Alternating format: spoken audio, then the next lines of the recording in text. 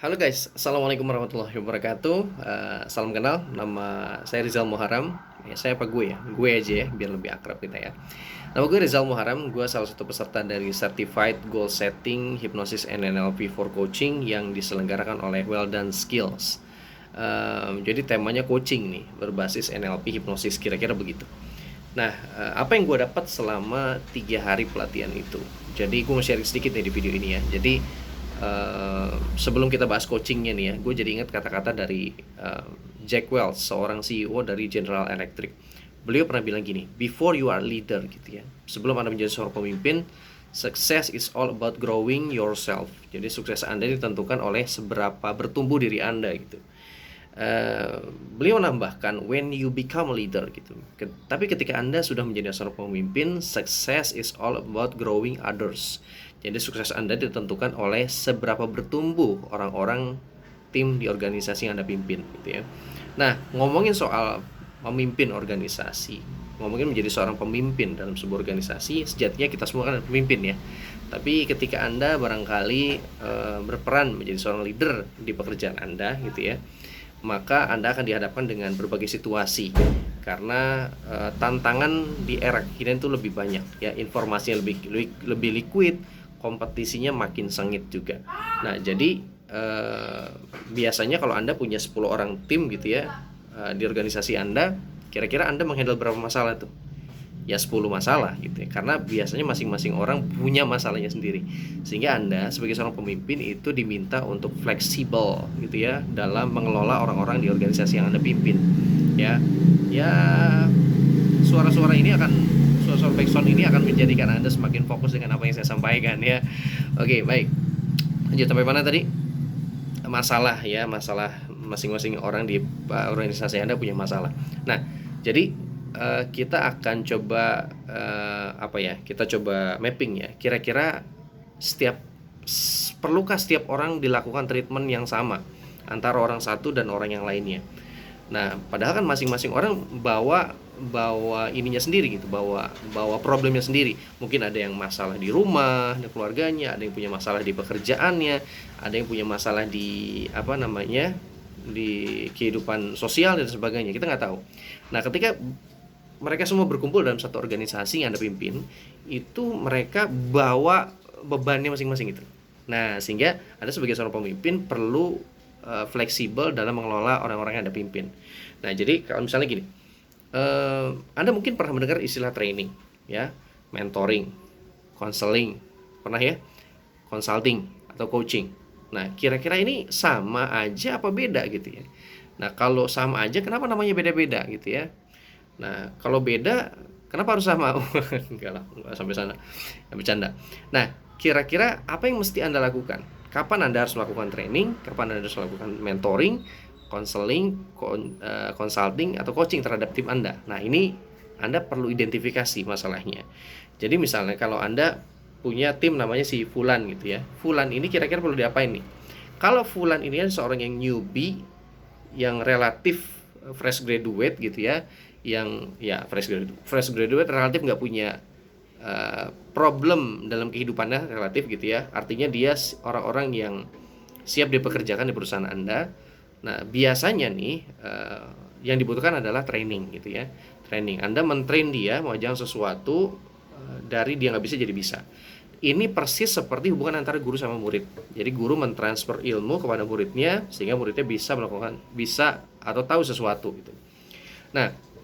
Nah, mungkin orang dia udah tahu sesuatu tapi mungkin dia nggak ini juga gitu loh, belum action. Terus masalahnya di mana? Biasanya dia perlu namanya sesi mentoring, guys. Mentoring itu ngapain? Mentoring itu pola hubungannya seperti orang tua ke anak gitu. Lebih banyak mentransfer pengalaman-pengalaman gitu ya. Pengalaman sukses, pengalaman gagal itu diajarkan. Sehingga apa namanya? Tim si fulan ini, tim Anda wawasannya lebih banyak gitu loh. Nggak cuma di train tapi juga di mentoring gitu ya, diajarin gitu dari pengalaman yang pernah Anda lewati. Nah, tapi juga ada orang yang udah di train, sudah di mentoring, tapi tetap juga kayaknya nggak gerak-gerak gitu ya. Nah, solusinya mungkin bukan training, mungkin bukan mentoring, tapi solusinya adalah konseling. Kenapa? Karena mungkin ada tipe-tipe orang yang punya profil masa lalu yang kita nggak pernah tahu, punya traumatik tertentu. Nah, sehingga dia mau melangkah tuh kayaknya berat gitu, punya mental block. Nah, orang-orang kayak gini itu dikasih training, dikasih mentoring biasanya nggak terlalu ngefek. Mereka itu butuh diberikan namanya sesi konseling. Biasanya dengan psikoterapis atau dengan terapis, dengan konselor. Apa yang dilakukan para terapis dan konselor ini terhadap Fulan yang dibutuh sesi konseling? Biasanya dia akan terapis ini akan menghealing gitu traumatik masa lalu si Fulan ini, sehingga emosi dia jadi nol, jadi netral. Jadi dia menjadi orang yang siap diajari, siap di training, siap di mentoring, ya. Nah, jadi nggak semua orang treatmentnya sama, teman-teman sekalian, ya. Banyak backsound nih, alhamdulillah ya. Berarti nggak perlu pakai musik, latar musik lagi nih. Ya, kedengeran suara saya kedengeran ya. Oke, lanjut ya. Nah, jadi kalau orang sudah di titik nol gitu ya, titik maksudnya gini, kalau ada skala 0 sampai 10 ya, 0 rendah 10 tinggi, maka sebelum ini kan skala positif nih, ada namanya skala negatif gitu ya, dari -1 ke -10 gampangnya gitu. Nah, orang-orang yang siap di training, di mentoring, biasanya dia ada di skala 0 alias siap diajarin, siap di training. Tapi orang-orang yang punya traumatik masa lalu yang butuh di konseling tadi, biasanya dia ada di skala minus. Tergantung traumatiknya jenis apa, ada yang berat, ada yang ringan, mungkin di titik minus. Sehingga dia perlu dikelirkan dulu emosinya sehingga berada di titik nol. Kalau udah titik nol, dia siap diajarin. Nah, mungkin Anda sebagai pemimpin udah melakukan training, sudah melakukan mentoring, sudah melakukan konseling. Tapi juga mungkin ternyata ada sesi yang namanya consulting. Nah, consulting tuh Anda meng-hire seorang konsultan untuk membantu membesarkan bisnis Anda gitu. Nah, terus fungsi coaching ada di mana? Nah, fungsi coaching tuh di sini, teman-teman sekalian. Coaching itu pola hubungannya seperti partner, seperti sahabat gitu ya. Orang bisa ngedampingin gitu ya, bisa nyerewetin gitu ya, bisa